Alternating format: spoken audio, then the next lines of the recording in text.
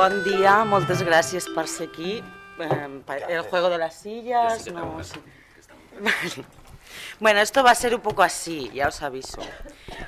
Cambiamos el formato y a mí me ha tocado la bonita y apasionante tarea de moderar un conversatorio que hasta el día de hoy yo creo que no sé lo que significa. A mí cuando me dijeron, pues como si tienes rollo tertulia de café, ¿no? Que es lo que a mí me encanta, pero claro, tertulia de café yo esperaba mínimo, un café y a nuestro gusto un gin tonic sería lo suyo, pero no, gin tonic es palabra prohibida, ¿no? Vale, gin tonic no. Bueno, ahora en serio, buenos días, gracias por estar aquí. Dejarme que me tome un minuto para agradecer a mis compañeras y amigas de Creación Positiva el haberme invitado, y no solo el haberme invitado, sino el llevar 10 años haciendo esto. Las personas que nos dedicamos a este mundo un poco loco, por decirlo de manera bonita, no sé, de esto, de los derechos, de esta cosa, de los derechos, que no sé si Encarna ha explicado súper bien, pero yo creo que voy procesando y cada día me cuesta más, ¿no? Sabemos que esto es muy difícil, 10 años seguidos haciendo esto es muy difícil, y no solo haciendo esto, sino haciéndolo con la calidad que sabemos que tienen estas jornadas. Para mí es un placer, aunque también es una ardua tarea, como os digo, porque claro, aquí tengo que moderar aquí a dos monstruos y una monstrua, que las que le conocéis y las que les conocéis sabéis que seguro, y yo estoy segura, que no os van a dejar indiferentes. Va a ser difícil para mí tener que cortarles, porque les gusta hablar mucho, igual que a mí, como veis. Y en todo caso, lo que yo voy a hacer para presentarlos va a ser, no os voy a explicar ni qué han estudiado, ni en qué trabajan, ni todo eso, porque eso lo tenéis ahí en las carpetas. Solo os voy a dar una pincelada de la complejidad que puede significar esta hora y media que tenemos por delante, diciéndoos que, bueno, para Fernando Villamil, su libro favorito es Un mundo para Julius, de Echenique. A Monse, El hombre que se enamoró de la luna le cambió la vida. Y qué decir del autor favorito de David, el maestro Vázquez Montalbán. En definitiva, os podéis hacer una idea, ¿no?, de cómo se pone esto de interesante, y además añadirle un poco de tensión escénica, porque la tienen. Y yo espero que se peleen un poco también. Hemos venido aquí a darle un poco de vidilla al asunto. Yo he venido a traer tensión sexual, no tensión escénica. Cállate, que no te toca hablar. Yo les quiero mucho. ¿Lo veis? ¿Veis lo difícil que va a ser mi trabajo ahora mismo? Primer turno ya perdido por Monse. Bueno, a ver si se callan. Un segundo, que me queda un minuto. Van a transformar, y nos van a transformar los discursos, estoy segura de ello. Acabo con 3 frases, y serán 3 frases de sus personajes favoritos. Uno dice: sabes que tu vida estará llena de esos momentos, de esa amenaza de pena que ya es tristeza. Otro dice: pensabas que estabas mamando y penetrando, aguantando y eyaculando, pero lo que en realidad hacías era contar una historia. Y el tercero, con el que daré paso a David porque es el suyo, dice: la vanguardia no pasa por pretender delimitar la verdad, sino por no contarnos más mentiras los unos a los otros. Os dejo con David. ¡Wow!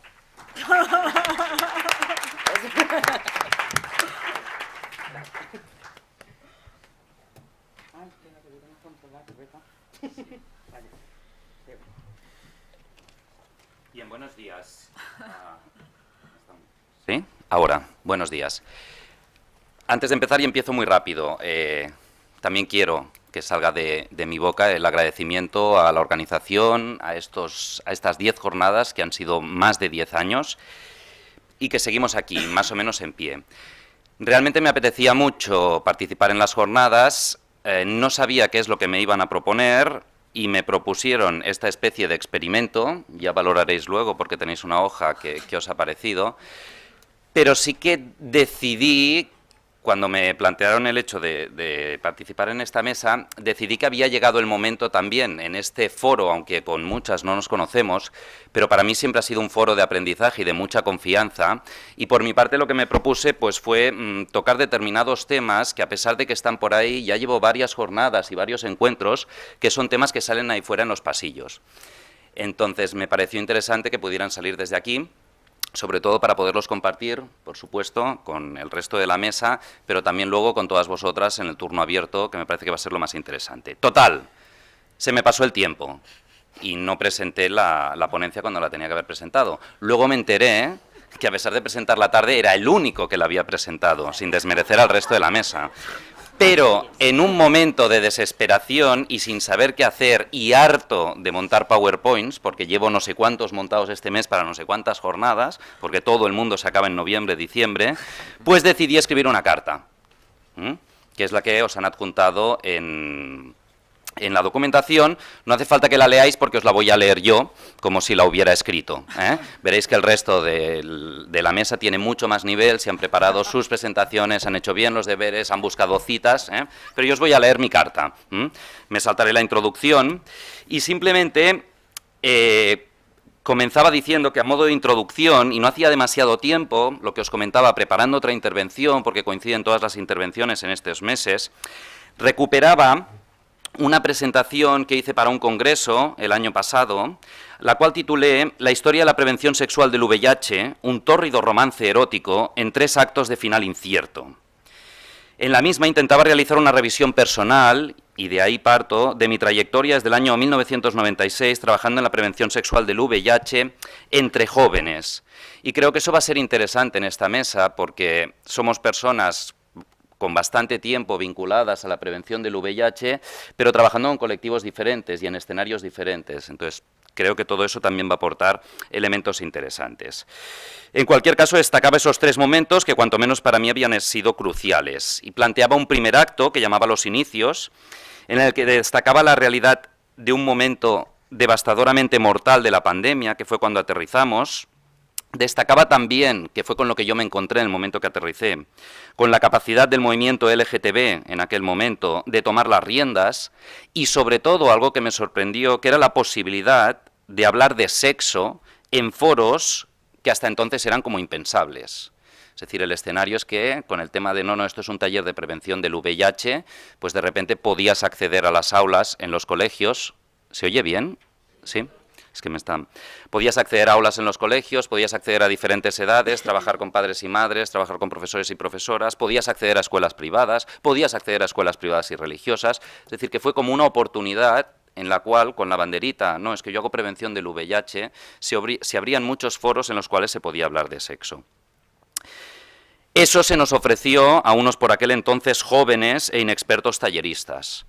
Pasamos a un segundo acto, el interludio, en el que poco a poco fuimos aprendiendo, y ahí estas 10 jornadas de creación positiva tuvieron un papel muy destacado, y fuimos incorporando nuevos paradigmas.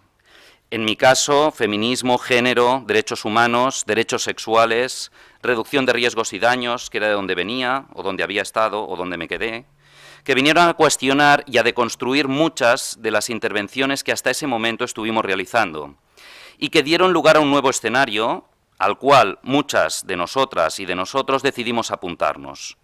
En ese escenario dejó de hablarse de prevención sexual y empezamos a hablar de promoción de la salud sexual.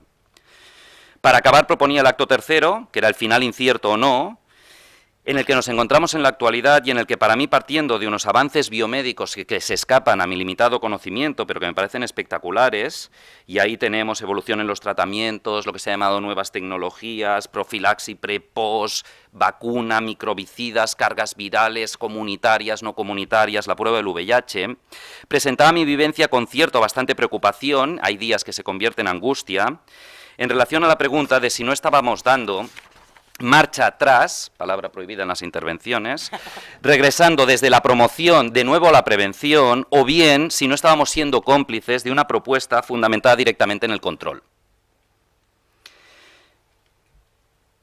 A partir de ahí, ¿Cuánto me queda?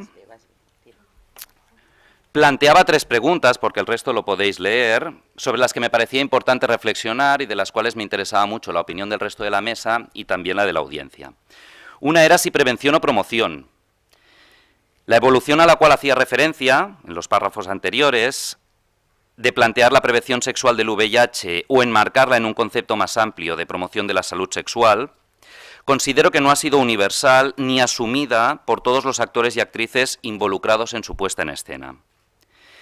Primordialmente, a mi entender, quien menos se apuntó y se ha apuntado a este nuevo planteamiento han sido muchas veces las administraciones, pero no en el sentido de quién, sino en el sentido de responsabilidad política, que a fecha de hoy en muchos casos siguen insistiendo en un modelo de prevención vertical, decidida desde la cúspide y fundamentada en una determinada concepción del modelo epidemiológico que establece resultados como deseables, sin tener en cuenta que las personas no solo somos objetos, sino que somos sujetos, sujetas que interactuamos con un medio. A mi juicio, obviar esta realidad es la que está dando lugar a un supuesto modelo de intervención, en el que por un lado vuelven a reinar los mensajes en imperativo, para con las personas destinatarias, y por otro lado también planea la aparente incomprensión de por qué estos resultados, también estructurados después de tantos años de experiencia, no están consiguiendo los resultados que se habían considerado deseables. No soy muy experto, pero desde el ABC de la comunicación, fijaros que solo nos estamos planteando o estamos cuestionando al destinatario o la destinataria de estos mensajes, no estamos analizando el mensaje y no estamos analizando tampoco el origen de esos mensajes. El segundo tema era si había que mantener o no la excepcionalidad del VIH, o si trabajar la prevención del VIH como una ITS más. Sí que hay un elemento para mí que es clave en la excepcionalidad del VIH, que tiene que ver con todo el estigma relacionado con la infección, los procesos de infección, etcétera. Y para acabar y dejar paso, me planteaba el cómo sigue la historia o el cuento. No tengo la respuesta. Lo que sí que me parece que es necesario es que las personas que decidimos posicionarnos hace un tiempo, poniendo en valor la individualidad de cada una de las personas con las que trabajamos, su capacidad para tomar decisiones responsables, aunque no sean las esperadas por mí, y nuestra función fundamental en la capacitación de las personas, no podemos quedarnos impasibles ante determinados mensajes y propuestas de control como las que en estos últimos años se están dando. Para mí, desde mi visión, algo de esto se vivió ya a mediados de la década de los 80. Saber de la transmisibilidad del VIH, de la necesidad de intercambio de fluidos corporales, de la posibilidad de poner barreras a dicho intercambio, nos hizo creer a muchas personas que su fin estaba cerca. Solo se trataba de informar de estos hechos al mayor número de personas posibles. El tiempo nos ha demostrado que la condición humana no es tan simple, y menos, mucho menos, en lo que respecta a cada una de nuestras sexualidades. A pesar de los muchos eufemismos utilizados, las últimas propuestas consistentes en medicalizar no ya la infección una vez se ha producido, sino el proceso previo de intercambio de agentes patógenos entre seres humanos y sus sexualidades, puede responder a una lógica de salud pública entendida desde la verticalidad, donde el fin justifique los medios, y que se ampare, como es moda últimamente, en criterios exclusivamente vinculados al coste-beneficio, aunque en nuestro complejo escenario actual creo que ya ni eso. Pero, en cualquier caso, hay que asumir las consecuencias de dicha propuesta y la propuesta inherente de control que la misma lleva en su misma concepción, y reivindicar una vez más nuestra capacidad de ser, cada uno y cada una a nuestra manera, nuestras ganas de vivir, nuestras sexualidades de forma saludable, informada y responsable, asumiendo también los riesgos y las consecuencias con los que en cada momento vital decidamos convivir. Genial. Muy bien. Habéis visto que David es el más estricto, ya veremos. Muy bueno género epistolar, creo que pasamos a la poesía. ¿Montse? Sí.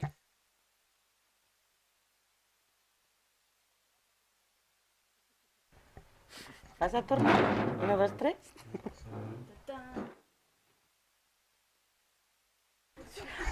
Va con teatro, poesía teatralizada.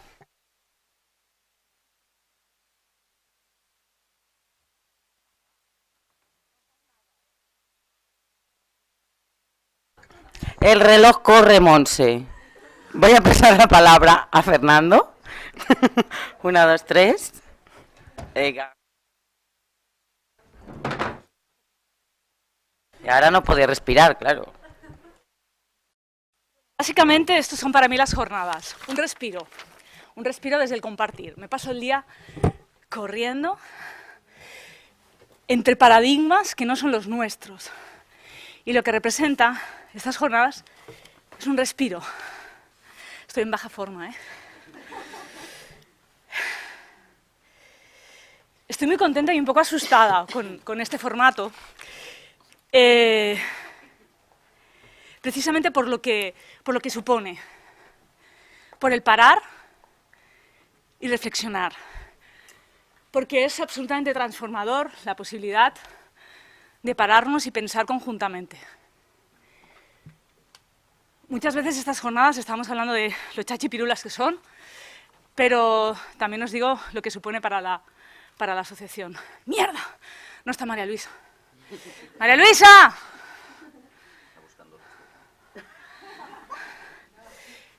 Presentado, todo el mundo ha dado las gracias, pero ella es la artífice absoluta y te quiero dar las gracias y quiero que le demos las gracias porque sin ella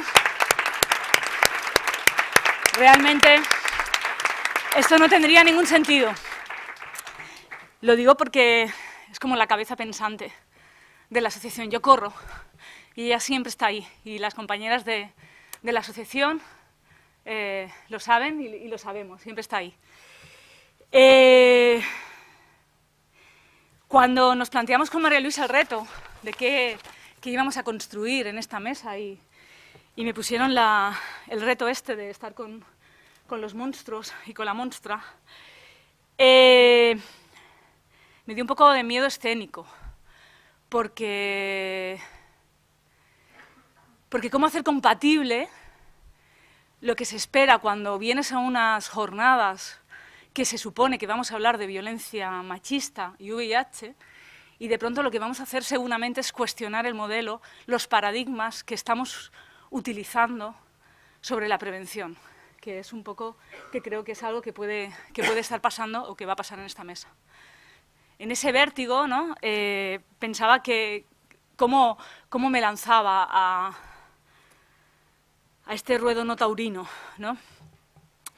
Y pensé básicamente que lo que iba a hacer era reflexionar sobre los 4 ejes que para mí están en estos momentos encima de la mesa cuando estamos hablando de prevención y VIH. Que tiene que ver, pues eso, ¿no? con algunas notas sobre el esencialismo, el estigma, la cronicidad y el derecho a decidir y las políticas de salud pública. Estos son como los ejes que quiero compartir súper rápido con vosotras. En realidad he estado a punto de subtitular, este es el subtítulo, pero era realmente lo que os quiero intentar transmitir, que tiene que ver con ese esencialismo, ¿no? El esencialismo de la prevención o cómo las desigualdades se convierten en representación del riesgo social y cómo las políticas de salud pública rozan la negligencia. Porque ese rozar la negligencia es porque precisamente se basan en un paradigma esencialista en el que las estructuras, las instituciones, se han convertido en hechos naturales, como si fueran hechos naturales, ¿no? Que el modelo de prevención, el uno grande y libre, que representa la utilización del preservativo, el hacerte la prueba, el tema de las nuevas tecnologías, son hechos en sí mismos esenciales, igual que eso de ser hombre o ser mujer, ¿no? Creo que es necesario, creo que es un momento, y yo creo que el lujo de poder tener a los 2 compañeros y a Silvia en esta mesa es precisamente de desgranar qué es ese esencialismo, ¿no? Cómo la homogeneización de los discursos, para mí, digo para mí, es simplemente un síntoma de la práctica de control y de la uniformidad social que necesita el sistema para funcionar y mantenerse. Esto, que es como muy grandilocuente, básicamente lo que quiere decir es que en esta homogeneización de las políticas de prevención en las que estamos sufriendo las entidades, como que solo podemos hacer la prueba, en el que solo el diagnóstico precoz, en el que solo el comportamiento de las personas que queremos que se comporten de una manera nos llevan pues, a una homogeneización de la sociedad, ¿no? En el que no se cuestionan qué es la estructura que sostiene las prácticas no por ellas mismas, porque sean malas, sino porque son prácticas vivientes, es la representación social. Para mí, en esta reflexión que quería compartir con vosotras, creo que es importante tener en cuenta que el hecho de la respuesta sanitaria que se está dando, de la respuesta biosanitaria que se está dando desde salud pública, está utilizando los datos, la epidemiología, en realidad no para buscar un análisis, sino para justificar las intervenciones. Es como la evidencia científica, que luego voy a intentar golpear, y utilizo esa palabra de forma consciente, en el que la epidemiología se utiliza para demostrar lo que ya sabemos, pero no da elementos reales de análisis, digo la que se está utilizando, los datos por datos, ¿vale? La suma de la suma, sino que realmente no está construyendo espacios tampoco para poder hacer un análisis de qué está pasando con esto, ¿no? Hay algo que para mí es fundamental también, dentro de ese modelo esencialista, naturalista, en el que estamos sufriendo y viviendo, la idea del consumo neoliberal y la creación de un cuerpo ajeno a las realidades sociales que determinan los discursos dominantes. Esto para mí es muy importante, porque esos discursos dominantes están haciendo que tengamos políticas, tengamos servicios, tengamos intervenciones, tengamos recursos asignados a una cultura dominante, a una cultura patriarcal, a una cultura desigual, en el que siguen manteniéndose los mandatos y las violencias y lo que hacemos es convertir en pseudointervenciones, ¿no? La utilización esta del condón, en el que la normalidad, ¿no? El ser normal por el hecho de ser diferente, ¿no? Sea la meta, ¿no? En el que en realidad lo que significa es una alienación, o sea, ser normal significa consumir, ser normal significa estar integrado en una sociedad desigual, en el que lo que haces es relacionarte desde ese modelo absolutamente de dominación, en ese binarismo, ¿no? Insisto con ese esencialismo, esta presentación la tenéis, con lo cual también podéis, la tenéis, acabé ayer a las 6 de la tarde, tiene razón David, en el que, por ejemplo, ¿no? Cuando se habla de que los pacientes con infección de VIH no usan el preservativo, nadie se para o no nos estamos parando a realmente entender que ese contexto es precisamente un contexto en el que se requiere un análisis y en todo caso se requieren intervenciones, no tanto para que se usen o no el preservativo, sino para entender en qué condiciones se dan esas relaciones, ¿no? 2 minutos, sí. El tema del estigma, fundamental. Fundamental porque es algo que ha sido un hecho que es cierto que ha ido transformándose, pero no ha sido radicalizado, o sea, no hemos conseguido acabar con él, y que es el substrato absoluto en el que se sostiene la epidemia del VIH, la epidemia de las violencias de género, la epidemia de las violencias de género me refiero a todas las epidemias, o sea, al machismo, al sexismo, a la homofobia, a la transfobia, en el que no solamente el estigma no se cura, haciendo un símil desde la biomedicina, sino que además lo que representa es la enfermedad de la sociedad. Siguen manteniéndose discursos estigmatizadores, esto no es de hace 20 años, esto fue del sábado, en el que el titular era un portador de VIH se enfrenta a 47 años por violar a 50 hombres. Esto está pasando aquí en Barcelona. Cuando el titular es ese, lo que nos está diciendo realmente es que la sociedad es enferma. O en el que las personas que viven con VIH se han convertido en vectores, ¿no? Tenemos que hablar de carga viral, tenemos que hablar de la prueba, etc., cuando el foco, ¿no?, es el foco infeccioso. Hemos vuelto a Susan Sontag, hemos vuelto a recuperar esa idea mágica de que los cuerpos son y siguen siendo peligrosos, ¿no? Hemos recuperado en el que la dominación de lo natural, de lo normal, de la norma, de lo biologicista, de lo hegemónico, los discursos nos llevan a un camino sin retorno, a un camino básicamente de dolor, que es el que vemos en Creación Positiva cada día, en el que la cronicidad es un hecho biológico medicalizado y que realmente no tiene nada que ver con lo que hemos estado hablando hasta ahora, con el tema de los derechos, ¿no? Queremos pacientes expertos no para gestionar o autogestionar su salud, sino para consumir mejor. Queremos un modelo de salud en el que realmente las personas no sean el eje de su propia vida. Ya no hablo del binomio enfermedad o salud, sino realmente del binomio de derechos o de alienación, en el que la evidencia científica se ha convertido en el tótem que regula no solamente la cronicidad, la prevención y la atención, sino regula nuestras vidas. Ya solo hablamos de la gran evidencia científica, cuando desde el feminismo siempre hemos estado denunciando que la evidencia científica es un hecho significado, pero no significante, en el que no estamos hablando de crisis, no estamos hablando del desmantelamiento del sistema sanitario. ¿Cómo vamos a hablar de prevención o ese, lo siento David, o ese binomio construido desde la artificialidad entre prevención y promoción, en el que, por ejemplo, no hay acceso de las personas inmigrantes a una tarjeta sanitaria, con lo cual a acceso a determinados servicios? Es una paja lo que nos estamos haciendo constantemente, en el que estamos con un binomio también, ¿no?, de intervenciones, ya está, en intervenciones y en el que el sistema no se está cuestionando, cuando el sistema es lo que deberíamos estar cuestionando, y no para comportarnos de una determinada manera, para comportarnos de forma saludable, sino para realmente construir desde modelos sensatos, si me permitís la expresión. ¿Qué retos tenemos? Pues el primer reto es no seguir esperando, y el segundo es resignificarnos.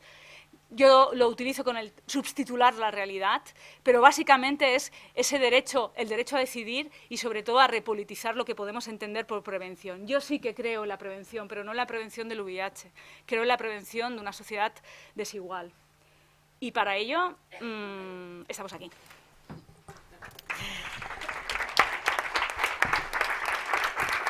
Estupenda la poesía. Ha pasado un poco, pero como es la organizadora le permitimos un poquito más. Narrativa de calidad con Fernando, ¿vale? Yo querría... Pero es que no lo ha dicho. Esperaros que ahora ya... Y me he quedado con la curiosidad. Yo supongo que ustedes también. ¿Cuál es el tren que no va a volver a...? Acaba y ahora. ¿O lo quieres ahora? ¿Ahora? Pues nada, ahora. No puedo, perdona. Sí. ¿Cuál es el tren que no va a volver a...? Sobre eso está la... Poneros los micros, chicos y chicas. David ha tomado apuntes, os aviso. No es el que no va a volver, sino el que creemos esperar, porque creemos que va a haber otra cosa diferente. Igual que creemos que vamos a salir de la crisis, creemos que vamos a encontrar un modelo en el que la prevención o esa idea que es una fantasía, y si me permites la expresión, una paja mental, de que vamos a acabar teniendo infecciones, por ejemplo, de VIH cero. Eso es inviable. Entonces, ese es un tren que seguimos esperando y eso es mentira. Vale, ¿Sí? entendido. Ahora sí. Vale. Ahora sí, vale. Es una suerte que solo no me hayas entendido eso. Bueno, luego seguimos hablando. Bueno. Empieza el tiempo para Fernando. Vale. Bueno, yo pues paso esto. Vale. Bueno, muchísimas gracias por invitarme. Vamos empezando, nos vamos a entretejer, yo creo. En algunos puntos nos vamos a contradecir, en lo fundamental yo creo que no van a ver. Y yo estoy encantado de haber escuchado la ponencia de la... Ana, ¿era verdad? Encarna, y también creo que nos vamos a entretejer con ella muy íntimamente. Suena muy bien lo que he dicho, además. Y sin más, empiezo agradeciendo muchísimo volver a estar aquí, pues con estas chicas que son mis amigas y además unas personas a las que respeto muchísimo, y este contexto además me gusta particularmente. ¿No? Como otras veces me han pedido, anda, tírate a la piscina y a ver si hay agua, y digo, bueno, pues venga, me tiro. Yo esto lo hago por ellas, ¿no? Y además encantado. A ver qué tal sale, vamos para allá. Bueno, cuando se habla de retos, que es la propuesta que nos hicieron las compañeras, pues entiendo, y probablemente hemos entendido los tres, ¿no?, que las organizadoras de la jornada, yo voy a leer, lo siento, pues si no consigo controlar los 10 minutos, no tengo tanta habilidad. Quieren que discutamos sobre el tema del día, la cuestión que lleva sobre la mesa estos últimos 2 o 3 años, lo que se conoce como normalización del VIH, hemos entendido perfectamente los tres. Un proceso ligado a la generalización de los tratamientos antirretrovirales, los TAR, y la constatación empírica de su efectividad no solo a la hora de controlar la infección, sino también la transmisión del VIH, ¿no? Por clarificar, podemos identificar varias temáticas, ¿no?, bastante conocidas, que han generado sus propios intensos debates particulares. En primer lugar, hablar de normalización es hablar de reducir el estigma, un objetivo largamente deseado por todos y todas, en primera línea por el mundo de las organizaciones comunitarias, ¿no? Se espera, ¿no?, que al reducirse la infecciosidad se reduzca también la carga de estigma que soportan las personas con VIH. ¿No? Simplemente. En segundo lugar, viene implicada una presión por parte de las profesionales sanitarias, en el sentido para tratar el VIH en contextos clínicos como cualquier otra enfermedad y, por tanto, reducir el peso del consentimiento y la confidencialidad en actos médicos como la prueba, por ejemplo, ¿no? Los y las planificadoras de servicios sanitarios presionan para que los servicios relacionados con el VIH se presten dentro de la red sanitaria normalizada, manteniendo estrategias específicas solo para poblaciones de difícil acceso, así llamadas. La prueba es un buen ejemplo, aunque no es el único. Los y las expertas en salud pública reclaman por su parte que, dado que ya hay tratamiento, como cualquier otra enfermedad, lo que hay que hacer es hacer la prueba a cuanta más población vulnerable mejor y poner en tratamiento a todas y todos aquellos que resulten ser positivos y cuanto antes mejor, ¿no? Finalmente, los planificadores de salud pública ya no ven sentido a planes especiales, dado que si la infección por VIH ya es como cualquier otra enfermedad, puede y debe ser integrada en las políticas generales de salud pública. Esto todo os seguro que os suena. Bien, esto es una narrativa posible y de hecho es hegemónica de lo que está pasando. En realidad también es una narrativa de lo que tiene que pasar, es descriptiva y prescriptiva. No se limita a reflejar una realidad, también está contribuyendo a crearla. La salud pública como práctica es siempre una práctica política, es decir, tiende a decir algo sobre el bien común, podríamos decir.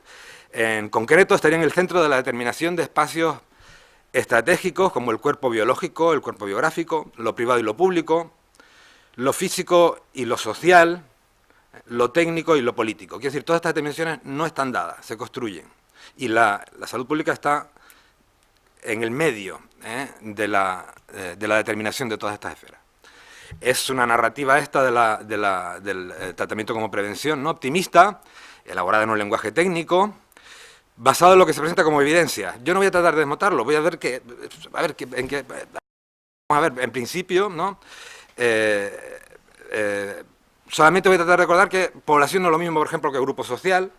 Población no es lo mismo que grupo social, ¿no? Vulnerabilidad no es solo vulnerabilidad al VIH. Hay cosillas que... Grupos de difícil acceso, por ejemplo, no lo son siempre para alguien, para algunos no tienen nada de difícil acceder a ellos. Son todas estas... Así suma y sigue, ¿no? En una palabra, para elaborar esta narrativa hay que contar cuerpos y virus, ¿no?, y descontar sistemáticamente, lo he dicho también, ¿no?, sujetos y relaciones sociales. Esto es así, ¿no?, y las relaciones sociales institucionales en las que están insertos. Dicho en forma de titular, digamos, hay que contar cuerpos materiales y descontar cuerpos biográficos. La normalización del VIH tiende necesariamente a desocializar la epidemia, o como han dicho algunos, remedicalizarla. Esto puede o puede no causar escándalo. Es la forma de operar de la biomedicina ante una enfermedad cualquiera. Y no cabe duda de que es sumamente exitosa en muchos casos. No se nos cura, vamos al médico, nos da una pastilla y nos curamos. Esto está implícito en afirmaciones como que el enfoque basado en modificación de comportamientos o el enfoque estructural en prevención, ¿no?, el enfoque comunitario, tal, básicamente han fracasado, esto es lo que hemos oído todos, ¿no? Entonces, si pensamos que el excepcionalismo en sentido estricto, ¿no?, el excepcionalismo del SIDA, como un conjunto de políticas que responden al carácter excepcional de la epidemia, ¿no?, lo que hay que preguntarse es si realmente ya no estamos ante una epidemia excepcional, ¿no?, que exige respuestas excepcionales, ¿no? ¿Ya 5 minutos? No puede ser. Veamos, entonces, desde luego fuera de Europa es absurdo considerar, ¿no?, que la epidemia es excepcional. En Europa, sigue sin ser. Es excepcional quizá porque ahora empieza a tener tratamiento, a diferencia de otras muchos problemas en general, y de otras muchas condiciones que siguen sin tener tratamiento. En ese sentido igual, ¿no?, indudablemente es excepcional, ¿no?, en otros muchos también. En nuestro contexto sigue siendo una enfermedad crónica, desde luego sigue involucrando un montón de cambios en la vida del sujeto y en ese sentido esos cambios no han desaparecido mágicamente. Por otra parte, nada indica que hayan desaparecido, ¿no?, la incidencia de los factores estructurales, género, clase, procedencia étnica, presencia nacional, etcétera, orientación sexual, sobre el VIH. Eso está claro. Y el estigma, siempre el estigma. Ya lo hemos hablado. Nada indica que haya desaparecido su incidencia.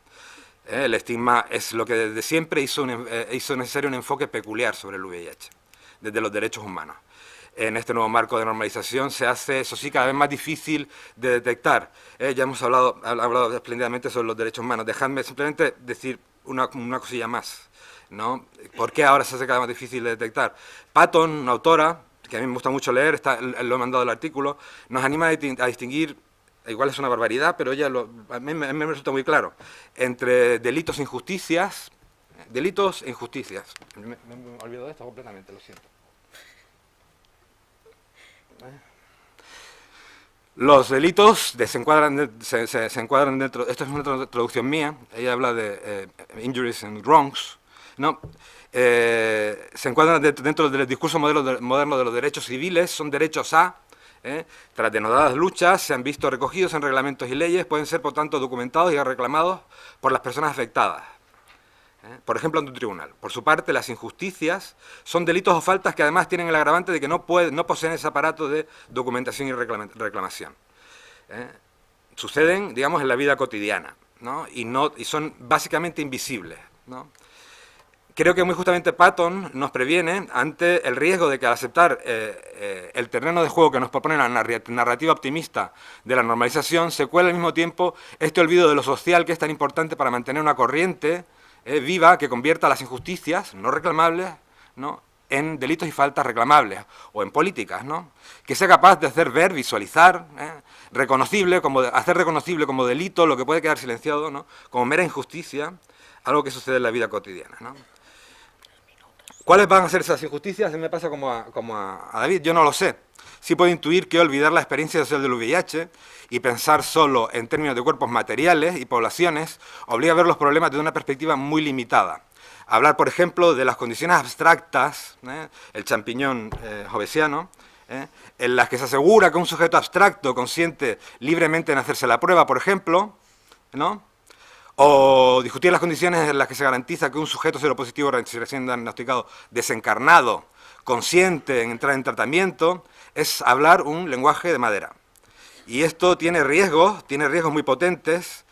Es para las ciencias sociales, que es lo que me toca, dejar de hacer lo que tenemos que hacer, que es hacer emerger las nuevas formas de injusticia, a que dan lugar a las cambiantes condiciones de la epidemia a partir de la consideración de la experiencia del VIH, que es el último concepto que quería traer, en los concretos marcos políticos, sociales, culturales, tecnológicos también, institucionales, en los que tienen lugar. Estos marcos afectan a los individuos. Ahora mismo, de verdad. 2 minutos. Estos marcos afectan a los individuos, pero también afectan a los cuerpos y a los virus. Que afectan a los individuos, quizás se vea con más claridad. Cambian los valores, cambian las condiciones socioeconómicas, los marcos regulatorios, las políticas, la ley del matrimonio igualitario, por ejemplo, en el caso de los gays, ¿no?, los discursos, las terapias disponibles, y cambian los sujetos al embate de estos cambios y en sus propias trayectorias biográficas. Menos claramente se ve que desde un cierto punto de vista también cambian los cuerpos y los virus. Pensemos en los cuerpos que han generado anticuerpos frente a determinados fármacos por un uso inconsistente del tratamiento de preexposición, por ejemplo. Son cuerpos posibles, solo en un determinado contexto sociocultural y económico. Son cuerpos a la vez biológicos y políticos, cuerpos, digamos, biopolíticos, ¿no? Es desde aquí, desde donde podemos tratar de pensar, pienso yo, las nuevas tecnologías de prevención. ¿Qué estrategias se hacen posibles a partir del tratamiento como prevención o la normalización de la prueba? ¿Cómo usan los sujetos estas nuevas tecnologías? ¿A qué nuevas cosas habilita? ¿Qué nuevas posibilidades de hacer posibilita? ¿Cómo manejan los sujetos? ¿Cómo bregan los sujetos con los vínculos morales, las tecnologías, los conocimientos y los cuerpos históricos y biográficamente localizados para relacionarse con esos cuerpos biopolíticos? Concluyendo, que ya no tengo tiempo, esta no es una enfermedad como cualquier otra, no hay balas mágicas que puedan acabar con las fuerzas sociales, políticas y económicas que han conformado y conforman de manera cambiante las dinámicas epidémicas, ni remedio eficaz que de una vez para siempre acabe con el estigma o mejor con los estigmas. El juego cambia, pero ha cambiado constantemente a lo largo del tiempo. Las tecnologías van cambiando, no es la primera vez, ni probablemente será la última. Lo que no cambia es que para entender lo que pasa, es fundamental tener todo esto que he dicho en cuenta, creo, y probablemente más cosas, que la epidemia es, y se ha sido siempre, una realidad biosociopolítica, si quieren, biopolítica, sin más. Y que el punto clave, al final, es, lo ha dicho Montse, lo voy a repetir otra vez, que lo que está en juego es lo que consideremos, y lo has dicho también antes, es lo que consideremos la vida que queremos vivir juntos. Es una cuestión fundamentalmente política. Y eso es el norte, eso es lo que creo que no se puede perder de vista. Y que en un momento dado, ese es el gran riesgo que se nos está introduciendo con el lenguaje de madera de la normalización del VIH. Y es mío. Estupendo.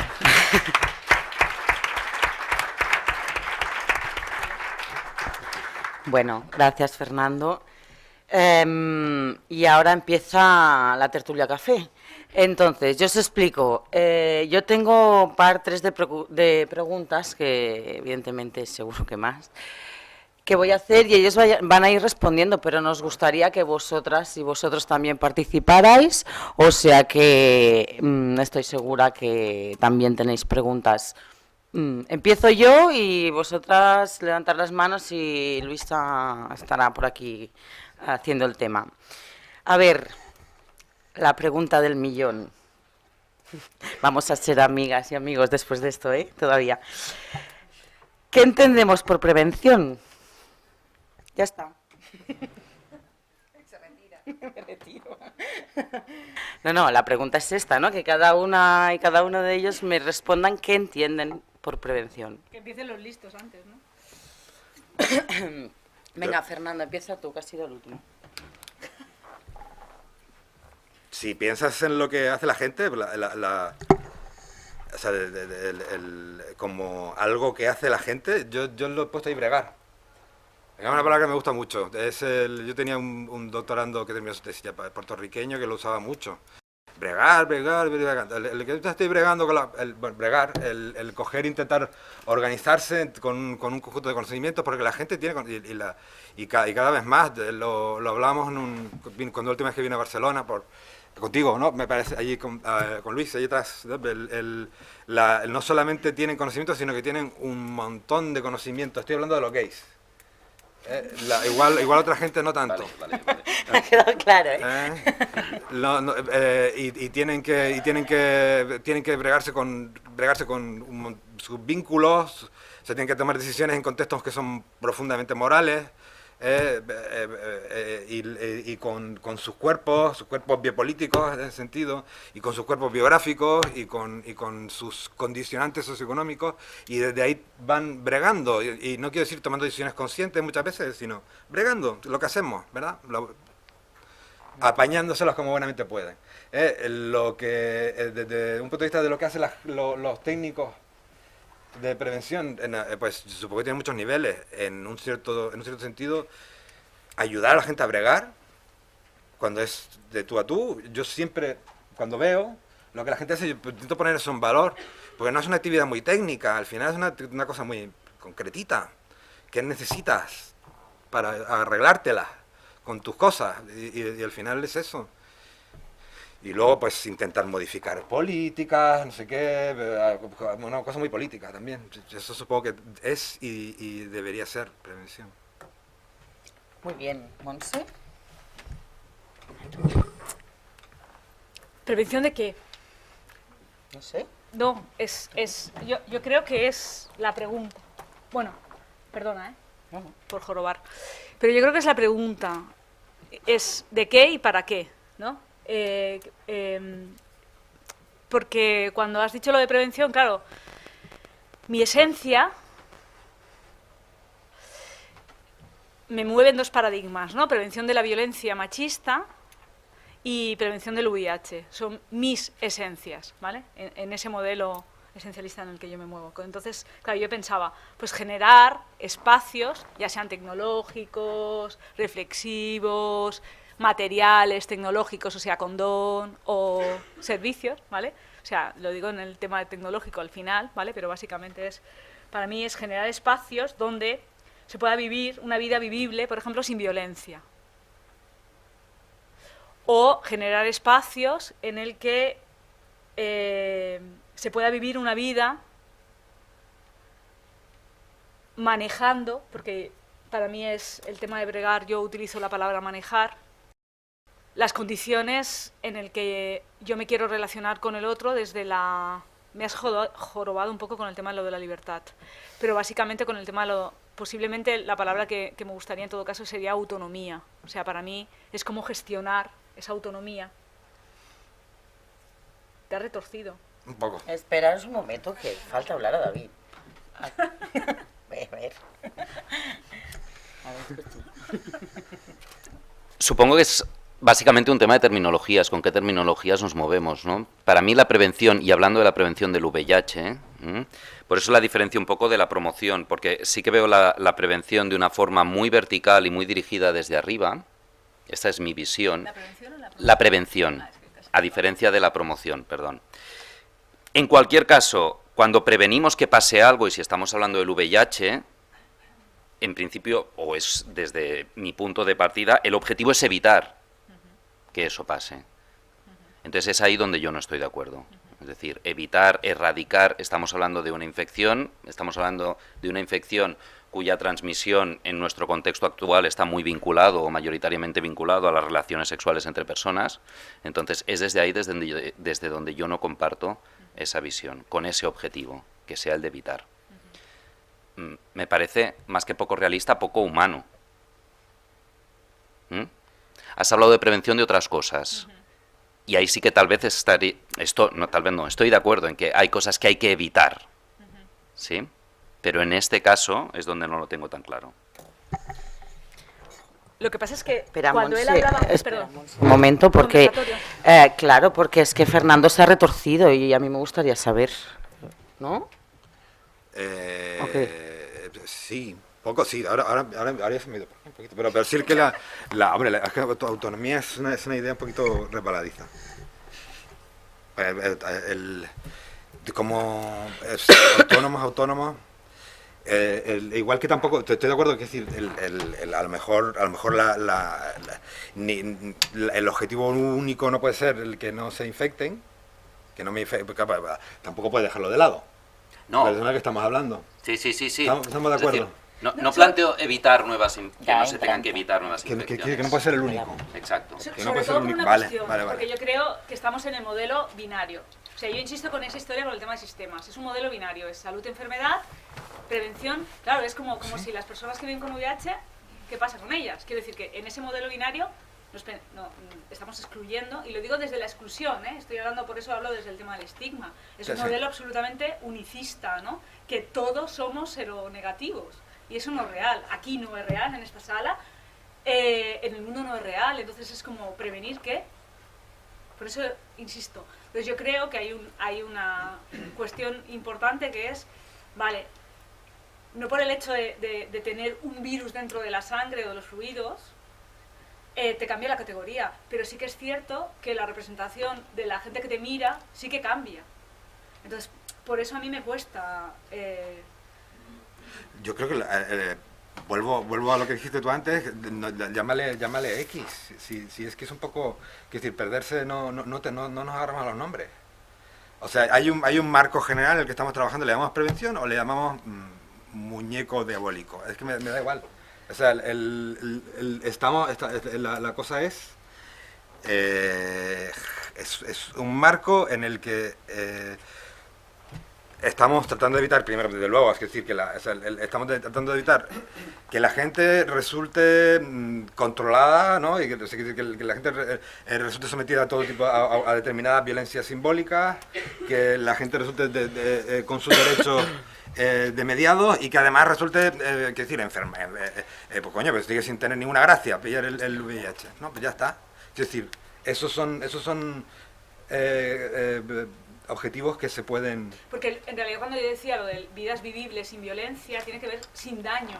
¿Sí? Porque cuando estamos hablando de prevención de algo, ya sea de la violencia que entendemos, violencia asociada al maltrato, ¿vale? O a los maltratos, la homofobia, el machismo generado de maltrato físico, sexual, etcétera, etcétera, psicológico, tiene que ver porque produce un daño. Yo creo que en el modelo ese en el que estamos, sea como sea, creo que es interesante reflexionar sobre que en realidad lo que queremos es que no se dañe. Y yo creo que la clave es qué entendemos también por daño y cuál es el hecho de vivir con VIH es un daño. Claro, el estigma es un daño, el vivir con VIH como con otras cosas es un daño también, igual que sufrir una agresión sexual. David creo que quería decir. No, solo en mi nomenclatura, ¿no? Es no vincular la prevención al riesgo cero. Claro. Que me parece que es un planteamiento que está ahí presente y que ahora biotecnológicamente está volviendo a coger mucho protagonismo. O sea, nos costó lo suyo decir que el condón no siempre se iba a utilizar y ahora, en ese sentido, no lo veía claro. ¿Queréis participar, por favor? Rafaela. ¿Qué?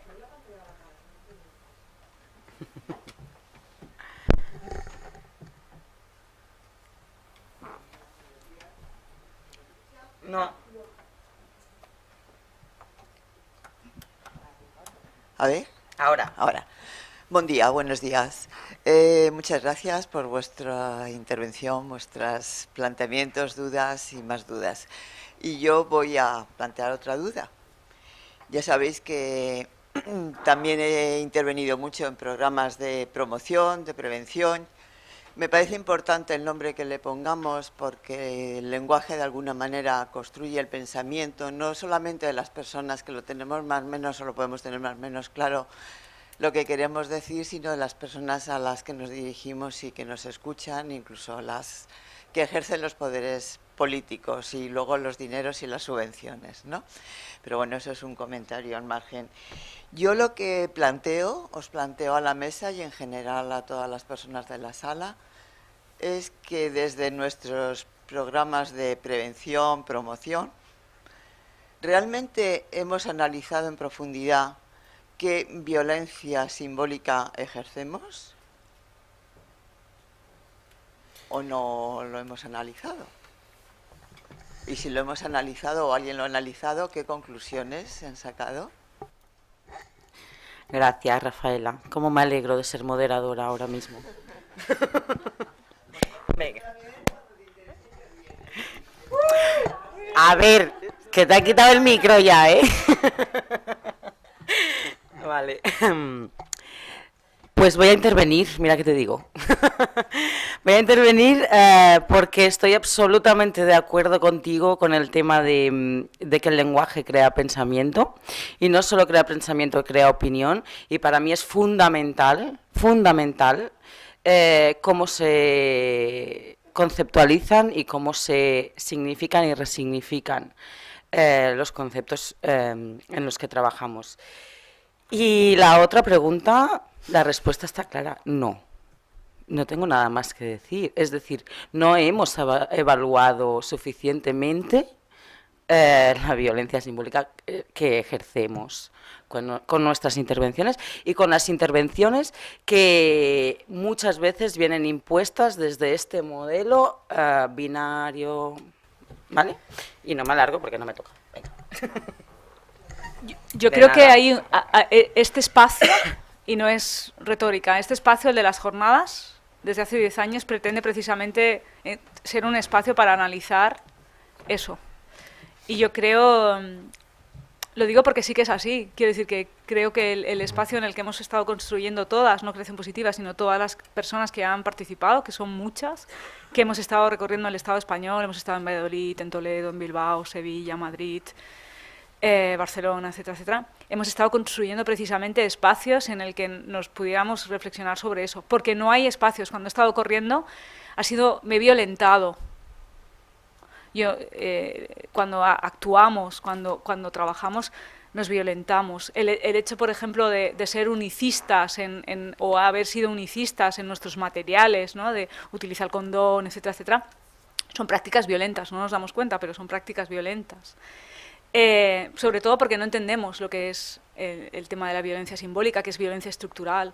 El hecho, por ejemplo, yo estoy bastante obsesionada, sobre todo las que me conocéis, con algunos de los discursos de dominio que en estos momentos que se están planteando, tanto en las políticas de prevención de violencia machista, de violencia machista en sentido amplio, y del tema del VIH, por esa visión retrógrada, liberal, que estamos volviendo a tener, y eso cómo nos impacta en nuestras asociaciones.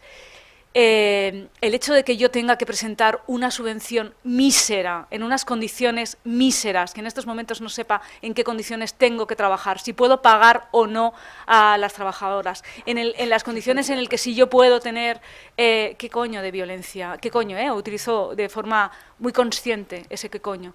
Voy a hablar de violencia simbólica, es violencia institucional, es violencia estructural. En qué condiciones estoy trabajando, en qué condiciones ofrezco determinados servicios, en el que yo no sé si voy a poder seguir atendiendo el 1 de enero a las personas que llevo de continuidad. No, violencia simbólica no, estructural, institucional, en el que me subvencionan y el que no me subvencionan, el hecho de que en estos momentos el Plan Nacional, saludo al Plan Nacional, está grabándose, no se haya dejado de financiar durante 2 años y ahora nos vuelve a financiar. ¿Bajo qué criterio? Espero que me siga manteniendo la subvención. Pero ¿bajo qué criterio lo ha hecho? Entre otras, ¿no? Sí. Ok. No, yo siguiendo con el interesante comentario de Rafael, aparte de compartir lo que estás diciendo, que tiene que ver con todas las situaciones en las cuales estamos. No lo hemos evaluado, pero yo creo que sí que lo sospechamos que lo estamos haciendo. De hecho, ahí es donde, sobre todo en el escenario en el que trabajo yo, que es con jóvenes, o sea, todos los mensajes vienen desde arriba y en imperativo, todos los mensajes que se les están dando. Todo el proceso de aprendizaje en el ámbito de su vida sexual lo estamos negando como punto de partida. Es decir, tienen que hacer unas determinadas cosas y las tienen que hacer como yo digo. Y yo creo que eso es violencia, clarísimamente ejercida hacia ellos y hacia ellas.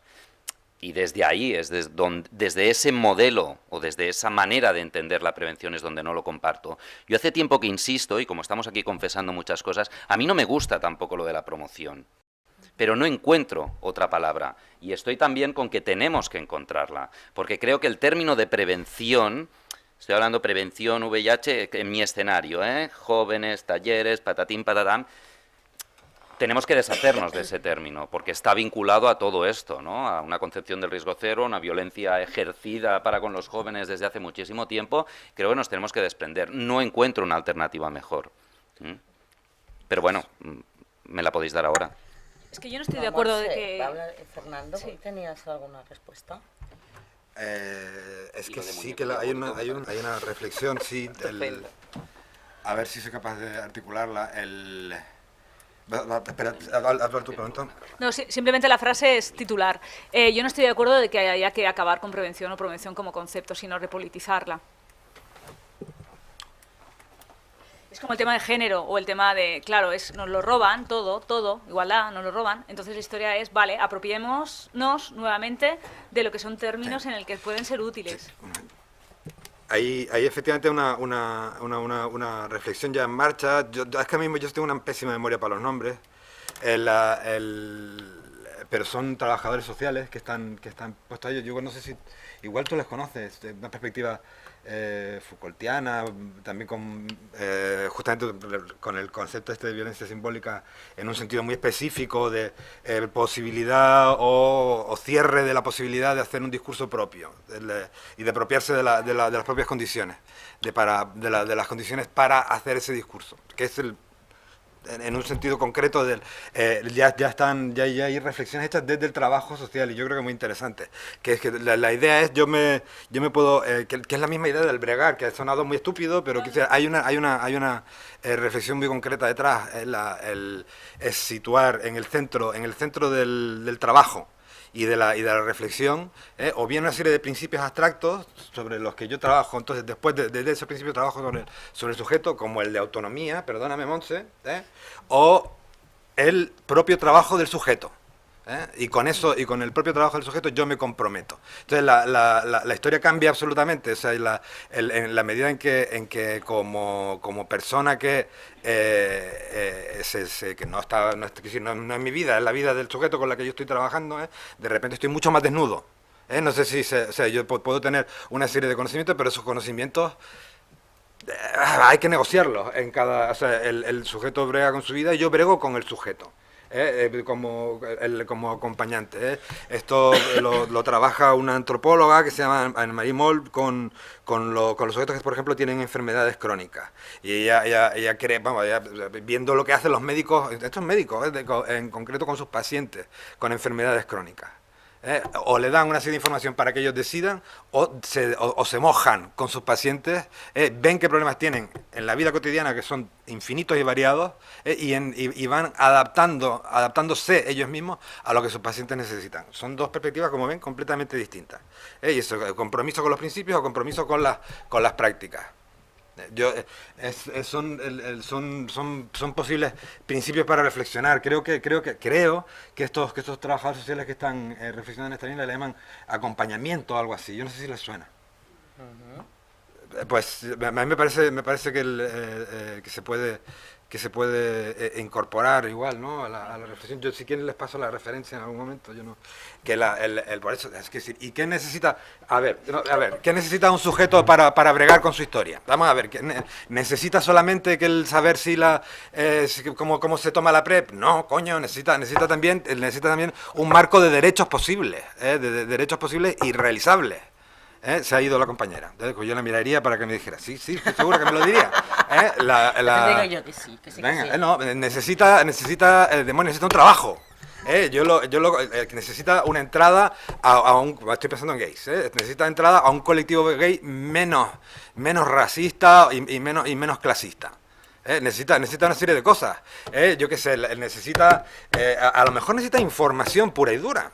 Yo qué sé, pues estoy pensando en casos de entrevistas que de repente los chicos están con unos cálculos morales que, vamos a ver, aquí hay gente que está trabajando con gays y que me digan si me equivoco, que si me puso los cuernos, que si después empecé con el otro, entonces me hice la prueba y como son 3 meses me la volví a repetir y no pudo ser más que periquito. Y tú dices, pero bueno, y luego dicen que no saben más que el Papa, vamos, saben más que nadie, y entonces, ¿qué necesitan? Pues coño, nos sentamos con ellos y lo vemos, porque si no estamos absolutamente perdidos, y no se trata de, eso es lo que digo, este lenguaje de madera, no se trata de estandarizarlo, porque es que es inestandarizable, es absolutamente inestandarizable. Y si pensamos que los sujetos son sujetos abstractos que toman decisiones en abstracto, es que me parece divina la expresión y la voy a robar y me la voy a apuntar. Los champiñones hobbesianos, es que vamos directos al desastre. El otro día leía un artículo, ¿no? La gran oportunidad que ofrecen las nuevas tecnologías de información para tailoring, ¿no? El tailor es my tailor is rich, ¿no? El tailor es el sastre, ahora no me sale, ¿no? Para hacerles un traje a medida a cada gay. Pero ¿de qué estamos hablando? Además, esta lógica neoliberal, además, transformamos un colectivo que si le ha ido bien con el condón es porque actuó como colectivo en su momento. Además, como colectivo socialmente organizado. Porque incorporó como estrategia comunitaria el uso del preservativo. Eso para mí no cabe la menor duda, ¿no? Cogemos al colectivo, lo transformamos en mercado, en un mercado modulable, además, ¿no? Y vemos a ver quién necesita a cada uno, ¿no? A los gays lo transformamos en clientes. Esto, si no se les suena, pues le digo yo, esto es la mentalidad neoliberal. Esto es la mentalidad neoliberal, ¿no? Seguramente, además, esto se troceará, porque además aquí hay pasta, sin ninguna duda, porque es la trubada y el no sé qué. Aquí hay pasta, ¿no? Implicada, y se troceará para tal gente con interés en esto, específico, crematístico, y luego, pues nada, a ver aquí, ¿qué te interesa a ti? Pero ¿usted qué está hablando? O sea, ¿y quién va a determinar ese interés específico, preventivo de cada cual? El interés preventivo individual. nos inventamos el mercado y luego ya lo alimentaremos, ¿no? Esto lo leí el otro día en una revista absolutamente importante, creo que era Lancet, ¿no? Y sin ningún... Ese champiñón, cuidado con el champiñón, porque el champiñón cumple funciones no solamente ideológicas, ¿no? Sino cumple funciones muy materiales también. Con eso, claro que crea, las palabras, claro que crean mundos, claro, mundos muy concretos, y configuramos la realidad de determinadas maneras, la recortamos, y le damos existencia, y de repente tenemos un mercado, en cuanto te descuidas. No sé por qué viene todo esto ahora. Me ha parecido tan interesante que no te he cortado. Vale, gracias. Pues es que me viene al pelo, porque yo quería preguntar, que me viene muy bien tu reflexión, y cada uno en vuestro colectivo, es decir, David trabaja con jóvenes, Fernando con su conocimiento con el colectivo gay, y Montse me va a hablar de mujeres. ¿Cómo enzarzamos el consumo de los cuerpos, Fernando? ¿Cómo? ¿Cómo enzarzamos en todo esto, esto que estamos hablando, el consumo de los cuerpos, tal como suena? Igual, ¿me puedes explicar tú o no? No he entendido la pregunta. Me puedo ir de la mesa, sin condición. A ver, ¿me habéis pillado o...? Tenemos que le aceptar la doy? premisa de que consumimos cuerpos, los gays. Yo... Alberto, ¿consumimos cuerpos? Yo os lanzo, igual que lo de la prevención. Montse me ha dicho, ¿qué entendemos por prevención? Pues depende de qué prevención me hables. Pues yo os lanzo el concepto. El consumo del cuerpo es una cosa que, además, con el tema del trabajo con mujeres, está tan interiorizado ya en el trabajo de prevención, de promoción y demás, que es asumible. ¿Está interiorizado en el trabajo con el colectivo gay o con jóvenes? Yo creo que más que consumir cuerpos, consumimos la representación de los cuerpos. No estamos hablando de consumo de trabajo sexual por ahora, ni nada por el estilo. No estamos hablando de ese paradigma, estamos hablando de lo que significa, ¿no? A mí lo que me preocupa, si hiciéramos un símil mercantilista o desde la economía, por ejemplo, feminista, claro, que hablamos de consumo de cuerpo porque hablamos de una estructura liberal, en el que el marco fundamental es el consumo, el marco en el que nos relacionamos, como ha dicho Encarna también, es el contrato social. Por eso hablamos de eso. Pero la historia es en qué marco, ¿no? ¿Por qué no hablamos de un modelo de economía entre iguales, ¿no? Claro, lo digo porque hay que darle la vuelta a eso. Hay un compañero que todavía no ha hecho la pregunta, pero que la hará, ¿no? ¿Y esto cómo luego lo bajamos, ¿no? O sea, estáis aquí haciéndonos una paja filosófica y esto luego lo bajamos en algo. ¿Van a cambiar las subvenciones? No, ya digo que no. ¿Va a cambiar o vamos a dar valor? Ya os digo que no. La historia es cómo le damos nosotras valor, ¿no? O cómo materializamos eso. Claro, la historia es, mientras exista un gay eixample, mientras exista...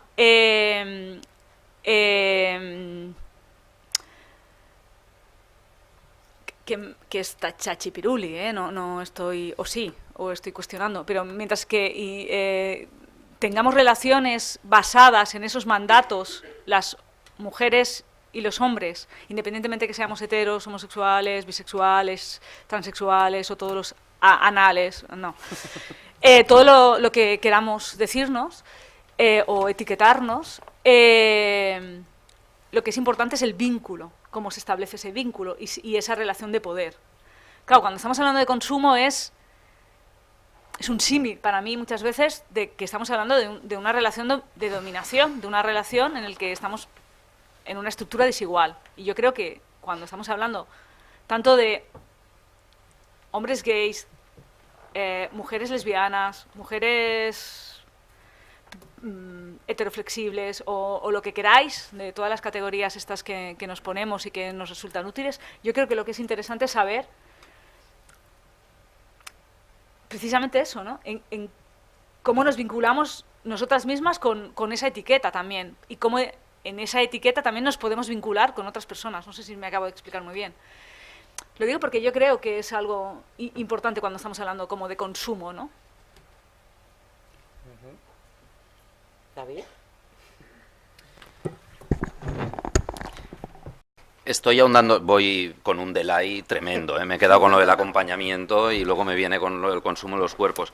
Claro, lo que ahora sí que estaba pensando, dentro de esta pasión que también tenemos, y por un lado es una pasión y por otro lado, si no, no tendríamos maneras de acercarnos a la realidad, pero claro, en el caso concreto de los jóvenes es que aquí está toda la pluralidad absoluta del cómo se reconocen, del cómo reconocen, de qué les orienta, de qué les pone, es decir, que ahí lo tenemos todo, también depende de en qué franja te estés moviendo. En la franja de edad con la que principalmente trabajamos, que sería 14, 16 años, yo creo que otro de los elementos que se olvida a la hora de plantear atención para los jóvenes es la significación que tiene ese consumo. Por un lado, el cómo el mercado está vendiendo un determinado consumo, pero sí que todo el concepto de rito, de paso a la edad adulta y demás está muy vinculado a esas primeras relaciones sexuales. Entonces, si ahí la única alternativa que les estamos dando es no cuestionamos, o sea, de entrada no partimos de ahí, o sea, no partimos de la importancia que puede tener para ti. No estamos contemplando las relaciones de poder a nivel de género que se están construyendo y que ves cómo se están construyendo ahí en las aulas. Y por otro lado, la única información que te estamos dando ante toda esa realidad que en ese momento vital es absolutamente desbordante, es concéntrate en sujetar el preservativo por el depósito, desenrollar hasta la base.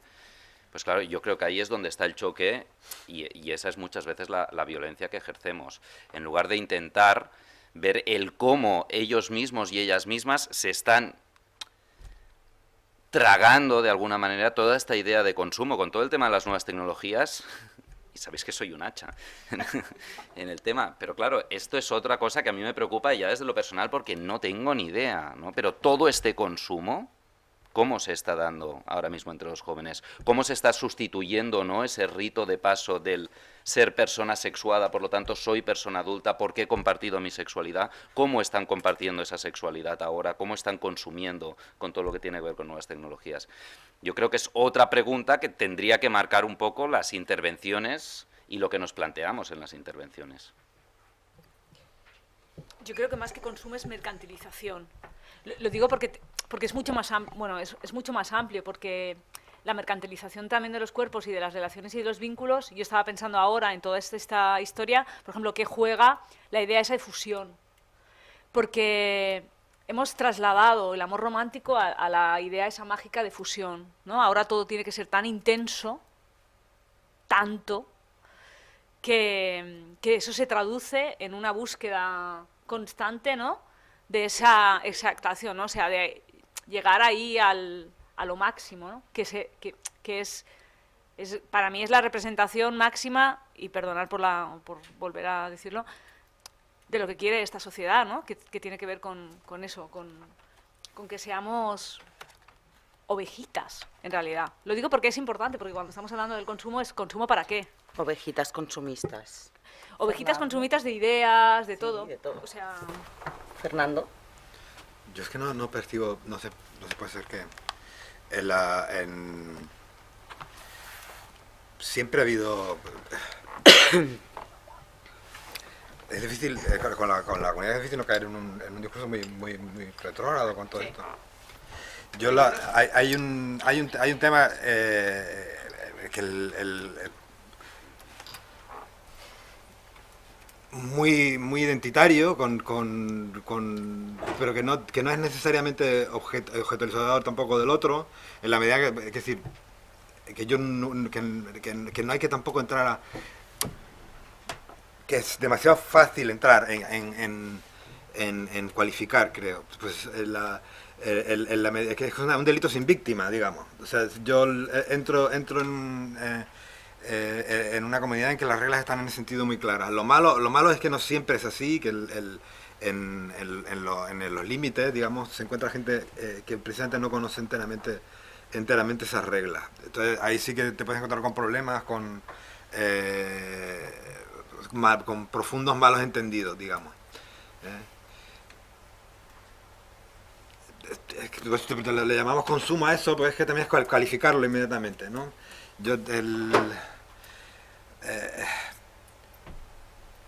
replanteada luego, no te estoy... ¿Cómo? Que lo replantees si crees necesario. O sea, me habéis oído. Le estoy diciendo que lo replantees si lo consideras necesario. Lo que pasa es que decir, además, las preguntas están pensadas para eso, para que las replanteéis también.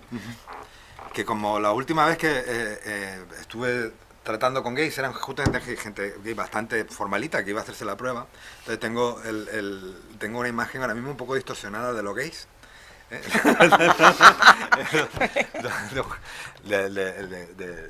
Sí, con lo cual la verdad es que creo que voy a pasar palabra porque es que no consumían, todo lo contrario, no consumían nada, eran de lo más conservadores. Paso palabra. Yo coincido con él con el tema de... se puede aprovechar mucho lo que estábamos diciendo para irnos al extremo que no era lo que yo quería. Porque acabo de acordarme de uno de los técnicos de un ayuntamiento cualquiera, que no es el de Barcelona, en el que me planteaba, ¿no? Con este discurso, por ejemplo, ¿no? de hacer una crítica al modelo de vínculo, ¿no? que se están estableciendo en las relaciones. Estábamos hablando de hombres gays. Bueno, él estaba hablando del eufemismo de ese de HSH, yo estaba hablando de hombres gays y bisexuales y todos los ales. Y fue muy interesante porque él entonces decía, no, porque entonces lo que tenemos que hacer, por ejemplo, es, pues eso, controlar, que era lo que se hacía en los años 80, ¿no? En San Francisco, pues controlemos los espacios de ocio y acabemos con el Pride, ¿no? O sea, controlemos, ¿no? Claro, el Ayuntamiento de Barcelona le dijo de turismo, dinerito, no, el Pride sigue bonitos. Pero claro, estábamos hablando de lo mismo, parecía que estábamos hablando de lo mismo, pero estábamos hablando de cosas opuestas.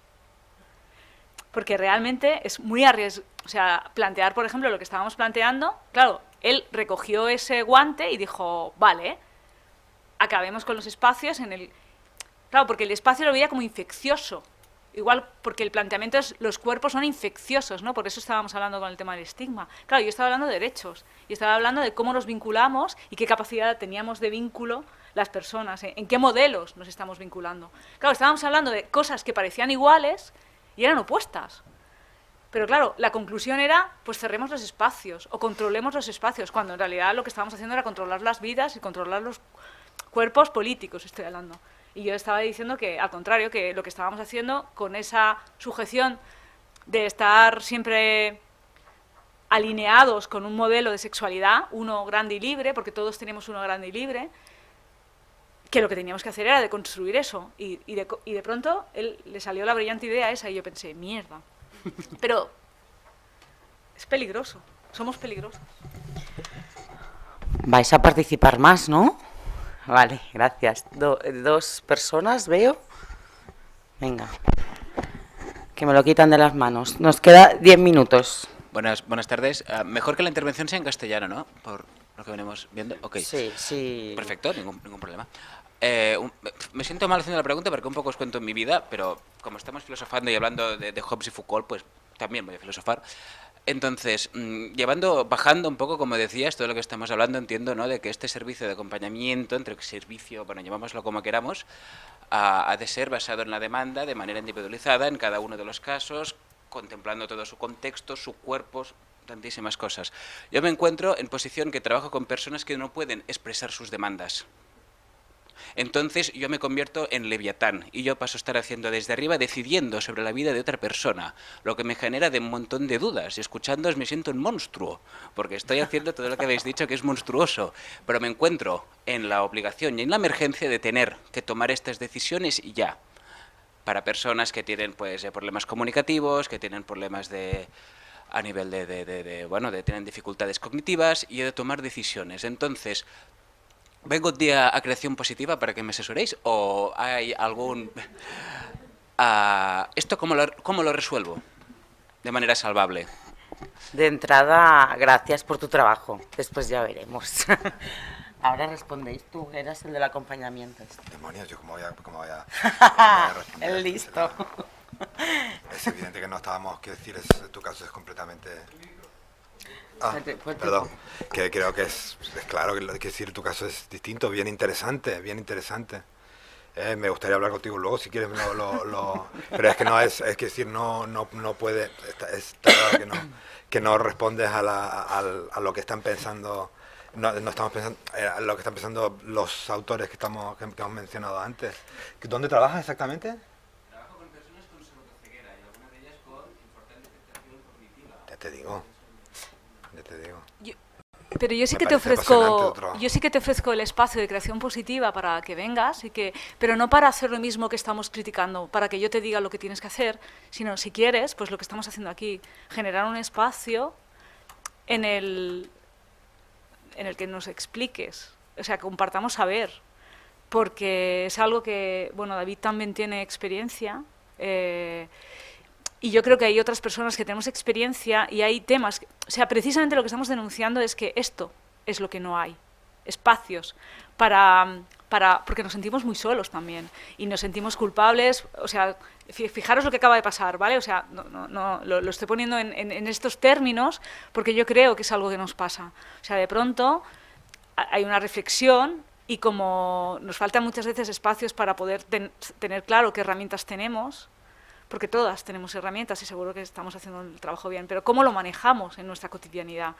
Y yo creo que una de las cosas que es lo que intentamos denunciar con estas jornadas, pero lo que estábamos planteando, es que nos faltan espacios precisamente para poderlo debatir, para poder hablar sobre esto. Es cómo lo estamos manejando. Estamos solas. O sea, estamos basadas en nuestras organizaciones, que estamos en un modelo de supervivencia y que nos falta eso. Entonces, hablo por mí, pero estaremos encantadas de poder buscar espacios con otras compañeras, de sentarnos y ver y repensar, no para que hagas mejor tu intervención, sino para que construyamos intervenciones y a lo mejor en las jornadas 11, ese sea un tema para hablar, porque hemos hablado de mujeres presas, quiero decir que aquí no han salido determinadas cosas que son importantes, hemos hablado un tema de vulneración, por ejemplo, de los derechos, todo el tema de trans, fundamental. Y aquí hoy vamos a tener un taller, pero ha estado un eje fundamental de cómo se vehicula. Y fíjate que lo utilizo con la vulneración de los derechos desde una concepción de que ni siquiera les damos espacio muchas veces en nuestro lenguaje, ¿no? Están las compañeras que son fundamentales aquí y os agradezco la presencia, pero, por ejemplo, esto de cómo se vehicula en las políticas. Entonces, eso es violencia. No lo que estás ejerciendo, sino que no esté presente. No. No, lo que digo es que no hay espacio. Que había una pregunta allí, Luisa, ahí abajo.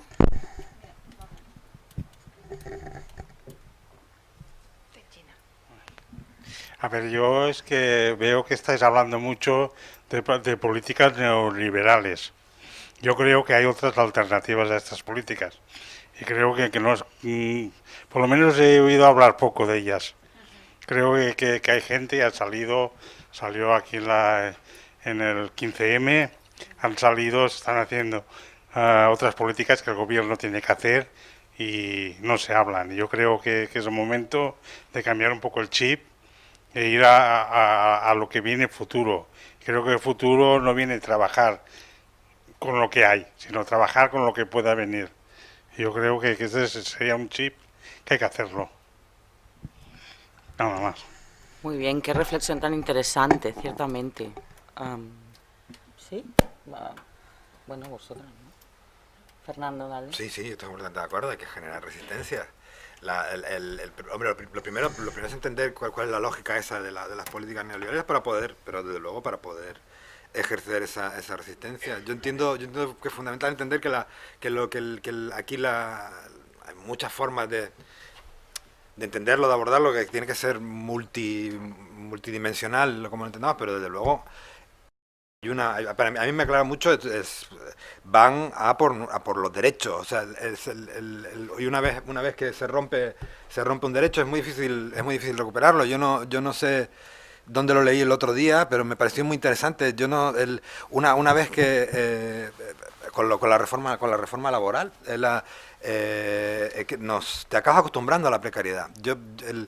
Y te olvidas de cómo era antes. Yo no sé si a ustedes les pasa, pero a mí me pasa. Que antes teníamos derechos, derechos laborales, ¿no? Y era tan normal, pues eso, 30 días de... ¿Cuántos eran? Esto ya me he olvidado. 45. 45 días de indemnización por despido. Y ya me he olvidado, ¿no? Y en la universidad es tremendo eso, ¿no? La lógica a nivel de la evaluación, productividad, y nada que ver con cómo era antes. Yo ya me he olvidado, estoy absolutamente... coño, se me va el año y no he publicado tantos cuantos... ya está metido en tu cabeza, ¿no? Todas esas... pues claro, lógicas neoliberales, lógicas de resistencia, el mantener una noción de derechos es vital, es absolutamente vital. No es aferrarse me acuerdo, aferrarse a chiringuitos, es que es vital. Nos deconstruye a nosotros mismos, como sujetos, nos transforma. El dejar de vernos a nosotros mismos como sujetos de derechos. Y empezar a vernos como consumidores, como clientes, como receptores de servicios, es que es otra lógica y al final nos transforma, ¿no? Claro que sí, hay que resistirse. Yo creo que, si os parece, habláis Montse y David y cerramos, porque por ir estricta, con el tiempo, estoy siendo estricta. Bueno, si hay alguna pregunta más. Yo creo que tiene que ver con la ocupación. Te respondo un poco. Digo, con el tema de la ocupación de lo simbólico. O sea, que es un poco lo que he intentado denunciar con el tema del esencialismo. Y con el tema del tren, ¿no? En el símil ese que hacía de no hay que esperar un tren. Estamos en otro modelo. Perdón. Estamos en otro modelo. Yo creo que es importante repensarnos. El día en el que el gobierno catalán, el señor Puig, en concreto, conseller de Interior, decidió limpiar la Plaza Cataluña cuando estaba el 15M, limpiar.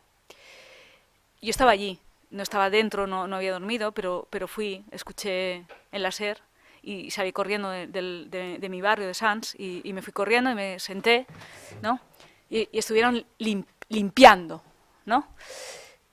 Todos los señores de azul.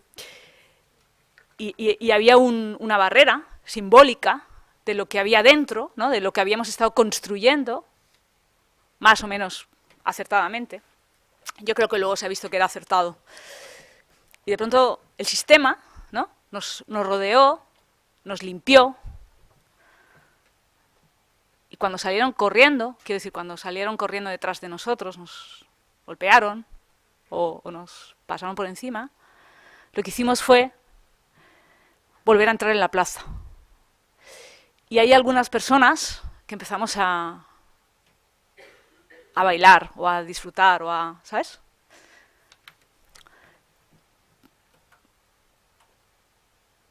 Porque no nos habían conseguido limpiar la posibilidad que lo que construimos no es el futuro, sino lo que construimos es el presente.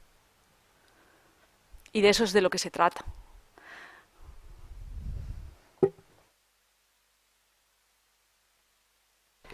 Te lo dejo difícil. Ha acabado Montse, ¿vale? Lo mío es de más. Pero yo sí que creo que lo estamos aterrizando, ¿eh? Y que también nos tenemos que poner en valor. Este es un escenario concreto, un nuevo invento de creación positiva, que hagamos esto, que no sé qué os habrá parecido, ya lo escribiréis después. Otro escenario sería el de que intentemos ya llegar a concretar y a compartir con qué elementos, cómo eso lo estamos trasladando en intervenciones personalizadas, en intervenciones grupales, porque eso se está haciendo. Ahora mismo en el comité, yo creo que la experiencia del grupo este de HSH en el que se están moviendo cosas y lo estamos haciendo. Creo que también nos tenemos que poner en valor, porque ha habido muchas palabras que no he entendido, tengo una lista aquí de palabras para luego preguntar, pero esta idea hegemónica también nos puede, estamos viendo cosas, como decíamos antes, las estamos viviendo, no sabemos si realmente son así, no las podemos demostrar, queremos darle la vuelta y lo estamos haciendo, que también nos pongamos en valor, porque realmente lo que tenemos en contra es muy potente, pero yo creo que vamos volviendo. Cada vez que encontramos una rendija, volvemos a entrar a la plaza a bailar. Y cada uno en nuestros escenarios yo creo que lo estamos haciendo. Lo que pasa es que son pocos los foros que te permiten también expresar esto. Pero bueno, ahí estamos y que nos tenemos que dar ánimos y acompañar en este sentido. Bueno, yo creo que hemos hablado suficiente. ¿Tenéis ganas de café? Solo dejarme decir una cosa. Primero, las intervenciones de David nunca están de más, ya lo habréis notado. Pero ya cerrando, solo decir que sí que aterrizamos y sí que estamos ahí. Y gracias a nosotras, cada una y cada uno de los que estamos aquí y a muchos que no han podido venir, el discurso cambia. Y esto que hemos hecho hoy aquí es para cambiar discurso, para transformar discurso, que luego será a más corto, esperamos, o largo plazo, el discurso que transformará las intervenciones, porque lo hemos hecho durante más de 30 años y más, y porque lo seguiremos haciendo, porque nosotras hemos conseguido cambiar paradigmas, cambiar formas de subvencionar, cambiar criterios para financiar programas que ni siquiera hubieran pasado por la mente de algunos lugares lejanos de ahí arriba. O sea que sí, estamos aquí un poco abstractos a veces, pero que también nos apetece de vez en cuando ponernos un poco abstractos y abstractas, pero con los pies en el suelo y en el suelo de la plaza, sin duda. Gracias a todos y a todos.